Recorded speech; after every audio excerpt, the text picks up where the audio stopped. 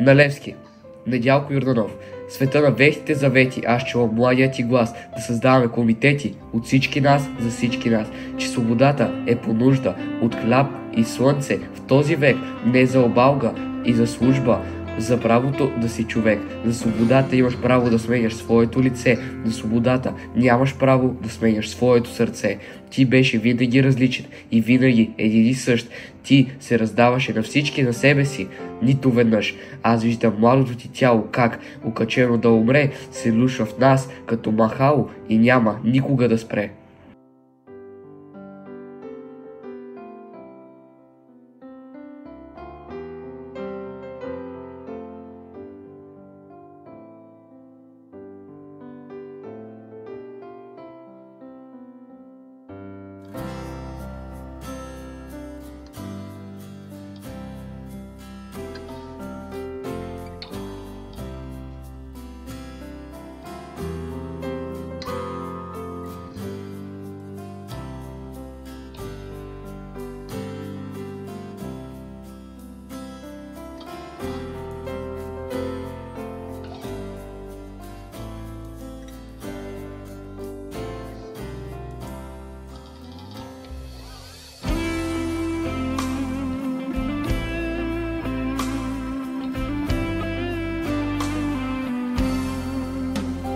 О, майко моя, родино мила, защо тъй жално, тъй милно плачеш?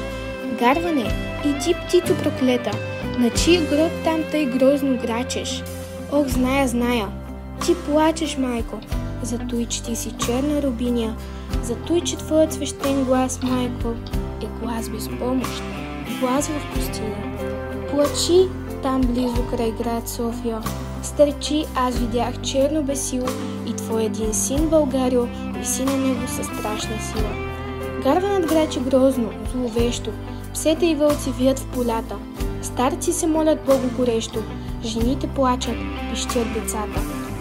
Зимата пее своята зла песен, вихрове гонят тръни в полето, и студ, и мраз, и плач без надежда навяват на теб скръп на сърцето.